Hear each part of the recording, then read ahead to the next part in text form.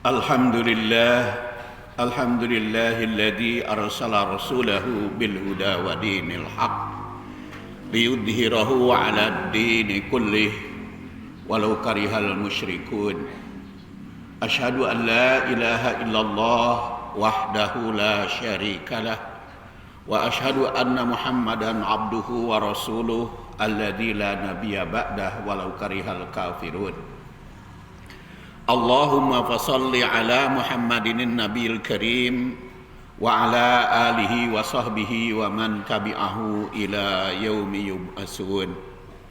Amma ba'du fa ya ibadallah usikum bi taqwallah faqad fazal muttaqun.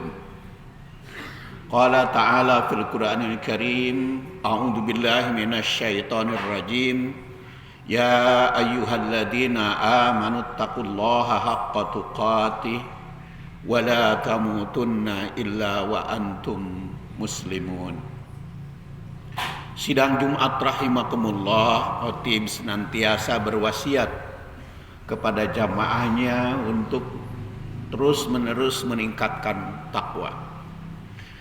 Dan wasiat takwa pada hari ini berkaitan dengan bagaimana kita meneladani Rasulullah sallallahu alaihi wasallam. Aisyah pernah ditanya oleh Abdullah bin Umar sebagai tabi'in. Ya Aisyah, kata Ibnu Umar, akhbirna bi'ajabi syai'in ra'aitihi min Rasulillah. Wahai Aisyah, Aisyah itu adalah istri Rasul yang wafat tahun 58 Hijriah. Ditanya oleh muridnya, kemukakan kepadaku apa sebetulnya sesuatu praktek atau ibadah Rasulullah sallallahu alaihi wasallam yang sangat menakjubkanmu, yang membuat engkau takjub dengan ibadah Rasulullah sallallahu alaihi wasallam. Qala, kata Ibnu Umar, pasakatat, Aisyah itu terdiam terlebih dahulu, tidak langsung menjawab. Summa qalat, tidak lama kemudian Aisyah berkata atau menerangkan, lama kanat lailatun minal layali, ada suatu malam dari beberapa malam. Qala ya Aisyah, kata Rasulullah sallallahu alaihi wasallam, ya Aisyah, wahai Aisyah, dari ini ata'abbadul lailah li rabbi, izinkanlah wahai istriku, aku malam ini akan mengabdi, akan beribadah kepada Allah Subhanahu wa taala, akan sholat, menjatkan diri kepada Allah Subhanahu wa taala. Ini yang menakjubkan, kata Aisyah. Kok Rasul minta izin kepadaku, aku sebagai istri, Rasul sebagai suami, dan itu yakin diizinkan atau tidak oleh istri. Rasul kalau menghendaki akan tetap dia melaksanakan, tapi beliau minta izin padaku. Itu yang membuat aku takjub kepada Rasul sallallahu alaihi wasallam. Dia mengatakan, dari ini ata'abbadul lailah li rabbi, izinkan aku akan beribadah kepada Allah Tuhanku. Qultu, maka aku jawab, wallahi inni la uhibbu kurbaka, demi Allah aku ini sangat cinta, sangat sayang, sangat betah berada di sampingmu. Jadi kalau engkau tidur di sampingku, aku sangat betah, aku sangat bahagia, aku sangat senang. Wa uhibbu ma sarroka, tapi aku lebih senang lagi, sangat mencintaimu apabila aku bisa membuat engkau bahagia. Jadi aku sayang padamu, aku cinta kepadamu, tapi lebih cinta lagi, aku bisa membikin atau membuat hatimu senang, hatimu bahagia. Faqama, maka setelah saya jawab kepada Rasul dengan jawaban tersebut, faqama fatatohharo, maka beliau berdiri bangun dari tempat tidurnya, kemudian bersuci. Summa qoma yusolli, kemudian beliau melaksanakan sholat malam.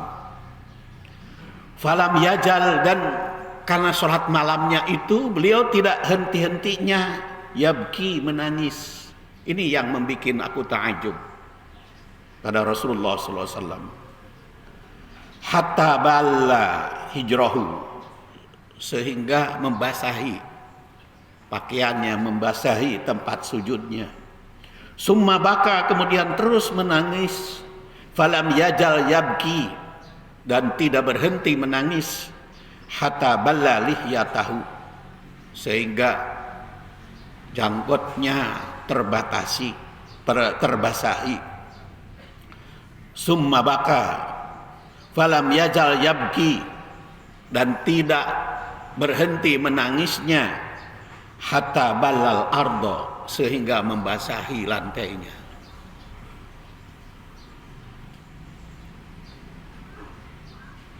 Kemudian fala yazal yabki hatta balal ardo fajaa Bilal, sehingga akhirnya Bilal datang, yu'addinuhu bisalah, adzan untuk sholat fajar.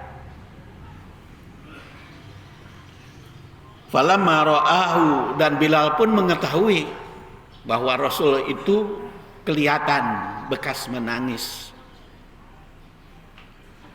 Faqala, maka Bilal bertanya, ya Rasulullah, wahai Rasul, lima tabki, kenapa engkau menangis? Wa qad ghafarallahu laka, padahal Allah telah mengampuni segala dosa untukmu. Ma taqaddama, baik yang telah lewat, min danbik, dari segala dosa, wa ma ta'akhkhar, maupun yang belum. Tapi kok kenapa engkau menangis? Faqala, Rasulullah SAW bersabda, afala akun abdan syakura, tidakkah engkau tahu aku ini ingin menjadi hamba Allah Subhanahu wa ta'ala yang sangat bersyukur kepada Allah. Laqad nazalat alayya al-lailah ayah, karena pada tadi malam itu turun wahyu kepadaku. Wailun liman qara'aha walam yatafakkar fiha, maka celaka bagi orang yang membaca ayat itu, membaca wahyu yang turun tersebut, tapi dia tidak mau berpikir. Apa itu ayat yang turun? Yaitu a'udzubillahi minasyaitonirrajim, inna fi khalqis samawati wal ard wa ikhtilafil laili wan nahar la ayatil liulil albab alladzina yadhkuruna Allaha qiyaman wa qu'udan wa 'ala junubihim wa yatafakkaruna fi khalqis samawat rabbana ma khalaqta hadza batila subhanaka faqina adzabannar. Celaka orang membaca ayat ini tapi tidak mau berpikir. Inilah yang membuat aku menangis, kata Rasulullah SAW. Dan peristiwa inilah yang membuat ta'ajub bagi Aisyah sebagai istri Rasul, karena minta izin kemudian menangis. Setelah itu turun ayat, dan ternyata Rasulullah SAW memperingatkan orang yang membaca ayat ini tetapi tidak mau berpikir. Sidang Jumat rahimakumullah, peristiwa ini tentu saja bukan hanya menakjubkan bagi Aisyah dan kepada Abdullah ibnu Umar, tapi juga kepada Bilal dan para sahabat, yang seharusnya menakjubkan kita. Dan hadis ini diriwayatkan oleh At-Tahawi yang wafat 321 dan oleh Ibnu Hibban yang wafat 354 sebagai hadis yang sahih menurut para pengkritik hadis. Sidang Jumat rahimakumullah, tentu saja peristiwa ini mengandung pelajaran yang cukup banyak kepada kita. Yang pertama adalah minta izinnya Rasul kepada istri. Begitu hebat Rasulullah SAW di dalam membangun rumah tangga. Dan cintanya Aisyah kepada Rasul, cinta pula Rasul kepada Aisyah. Tetapi kecintaan Rasul kepada Aisyah dan kecintaan Aisyah kepada Rasul tidak menghalangi cintanya kepada Allah Subhanahu wa taala. Maka ketika minta izin kepada Allah untuk beribadah, langsung spontan Aisyah, aku sangat bahagia berada di sisimu, tapi lebih bahagia lagi andaikan aku memberikan kesempatan engkau untuk bertemu dengan yang engkau sangat cintai, yaitu Allah Subhanahu wa taala. Jadi cinta kepada istri, cinta kepada dunia jangan menghalangi cinta kepada Allah. Cinta kepada Allah harus menjadi hal yang sangat penting, yang paling utama. Itu pelajaran pertama. Kemudian pelajaran yang kedua, hak Allah yang harus kita penuhi tidak boleh terhalang oleh hak manusia. Tetapi dalam rangka memenuhi hak Allah, tidak pula menggugurkan hak manusia. Makanya Rasul minta izin kepada Aisyah, karena ada hak istri di malam hari itu. Istri punya hak untuk didampingi pada malamnya, sedangkan dia ingin beribadah kepada Allah, maka dua-duanya harus terpelihara. Hubungan baik dengan Allah maupun hubungan baik dengan istri, hubungan baik dengan keluarga. Tidak boleh saling mengalahkan, tapi dua-duanya harus berbarengan, harus bersama-sama terpenuhi. Di dalam kehidupan rumah tangga, ibadah kepada Allah tidak boleh melanggar hak pasangan. Apalagi menggunakan agama sebagai pelarian tanggung jawab. Itu harus tetap beringat. Kemudian yang ketiga, cinta tidak boleh saling menghalangi. Cinta kepada sesama manusia tidak boleh menghalangi cinta kepada Allah. Cinta kepada Allah tidak boleh menghalangi cinta kepada istri. Dua-duanya harus dicintai. Dan dua-duanya harus dipenuhi. Tidak boleh mengganggu pihak yang lain. Makanya ketika Ibnu Umar, maksud saya Ibnu Amr, Abdullah bin Amr bin As, dia sempat menyepelekan istrinya karena banyak ibadah, karena banyak qiyamul lail di malam hari dan banyak saum di siang hari. Kemudian diketahui oleh ayahnya Amr bin As. Lalu Amr bin As mengadu kepada Rasul tentang anaknya. Maka Rasul memanggil Abdullah bin Amr bin As, "Ya Abdullah, ala ukhbar, tidakkah aku dapat berita?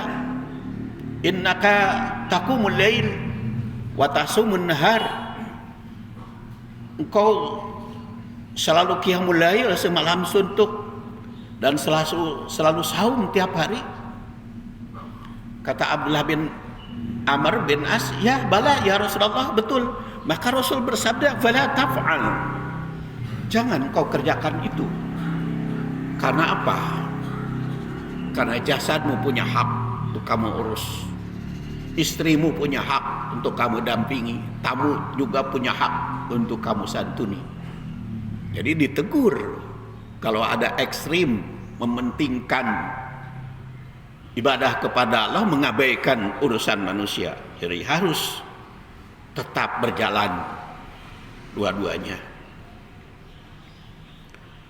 Sidang Jumat rahimakumullah, maka hadis ini, peristiwa ini memberikan bimbingan kepada kita agar tetap menjaga harmonisasi keluarga dan harmonisasi hubungan kita dengan Allah. Di dalam hubungan kita dengan Allah memenuhi hukukullah, melekat di dalamnya hukukul ibad. Jangan sampai kita mementingkan hukukullah, mementingkan hak-hak Allah, mengabaikan hak-hak manusia. Dan jangan sampai pula yang mementingkan hak manusia mengabaikan hak-hak Allah. Maka ibadah mahdah melekat di dalamnya ghair mahdah.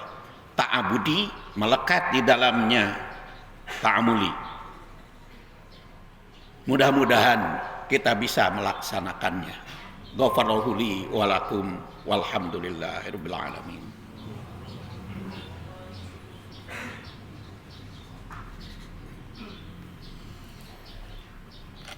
Alhamdulillah wa kafa wassalatu wassalamu ala nabil mustafa wa ala ahli sidqi wal wafa. Asyhadu an la ilaha illallah wahdahu la syarikalah wa ashhadu anna Muhammadan abduhu wa rasuluh alladzi la nabiyya ba'dah. Qala ta'ala fil Qur'anil Karim, a'udzu billahi minasy syaithanir rajim. Ya ayyuhalladzina amanu taqullaha haqqa tuqatih wa la tamutunna illa wa antum muslimun. Sidang Jumat rahimakumullah, pelajaran yang sangat berharga bagi kita bahwa ibadah kepada Allah Subhanahu wa taala itu harus seimbang antara ritual dengan sosial. Jangan sampai mementingkan ritual sehingga sosial terabaikan. Dan di era kontemporer, era modern ini banyak pihak karena mementingkan ritual. Bisa tahajud tiap malam, bisa saum tiap hari, bisa umroh tiap tahun. Tapi masih ada tetangga yang terabaikan. Ada keluarga yang tidak terpenuhi. Seharusnya dua-duanya terpenuhi. Dan ibadah kepada Allah jangan mengabaikan kehidupan sehari-hari. Kemudian surat Ali Imran yang turun yang bikin Rasulullah SAW menangis, di situ ada dua tugas kita, yaitu yadkurunallah qiyama wa qu'udan wa ala junubihim. Itu lambang dzikir ritual kepada Allah Subhanahu wa taala. Wa yatafakkaruna fi khalqis samawati wal ard, berpikir tentang keadaan manusia, keadaan alam. Jadi antara mikir dan dzikir harus terus-menerus dilaksanakan oleh kaum ulul albab. Kemudian ditinjau dari sudut relasi istri, suami istri, Nabi minta izin kepada Aisyah. Ini hormat hak pasangan dalam ibadah. Kemudian cinta Aisyah mendukung ibadah Rasul. Maka cinta harus mendukung kepada cinta kepada Allah Subhanahu wa taala. Jangan cinta kepada harta, kepada keluarga mengalahkan cinta kepada Allah. Kemudian ibadah malam Rasul terus-menerus walau sudah diampuni. Jadi ibadah malam itu bukan memenuhi keinginan duniawi, tapi untuk bersyukur kepada Allah Subhanahu wa taala. Kemudian zikir dan tafakur harus terus-menerus kita laksanakan. Inilah kata Aisyah yang sangat menakjubkan dia dan dia kisahkan kepada Abdullah bin Umar. Mari kita akhiri khutbah ini dengan memanjatkan doa kehadirat Allah Subhanahu wa taala. Allahumma salli wa sallim wa barik ala Muhammadin wa ala alihi wa sahbihi ajma'in. Allahumma ighfir lana wa liwalidina wa lil mu'minina yauma yaqumul hisab. Allahumma inna nas'aluka ilman nafi'a, imanan kamila, wa rizqan halalan thayyiban wasi'an bighairi hisab. Rabbana hab lana min azwajina wa dhurriyyatina qurrata a'yun waj'alna lil muttaqina imama. Rabbana atina fid dunya hasanah wa fil akhirati hasanatan wa qina adzabannar. Subhana rabbika rabbil izzati amma yasifun wa salamun alal mursalin walhamdulillahi rabbil alamin. Aqimissalah.